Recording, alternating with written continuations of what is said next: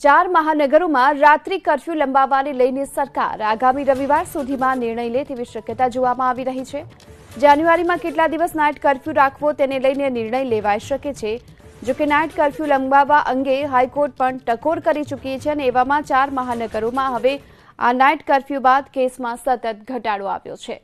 તો દિવાળી બાદ બેકાબૂ બનેલા કોરોના સંક્રમણને કાબૂમાં લેવા માટે રાજ્ય સરકારે અમદાવાદ, વડોદરા, સુરત અને રાજકોટમાં નાઇટ કર્ફ્યુ લાગુ કર્યું છે।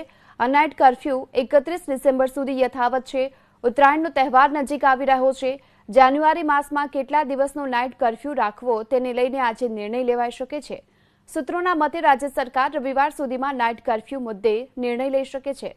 ચાર મહાનગરોમાં નાઇટ કર્ફ્યુ અંગે હાઈકોર્ટ પણ ટકોર કરી ચૂકી છે। ગુરુવારના હાઈકોર્ટમાં કોરોનાની સ્થિતિ અંગે થયેલી જાહેરહિતની અરજી પર સુનાવણી થઈ।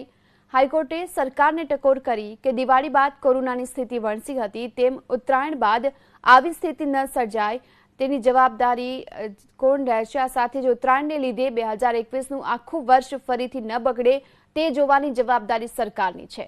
એક વર્ષ ઉત્તરાયણ નહીં ઉજવાય તો ચાલશે। 25 ડિસેમ્બરથી 14 જાન્યુઆરી સુધીનો સમય તમારે વધુ કાળજી રાખવી પડશે।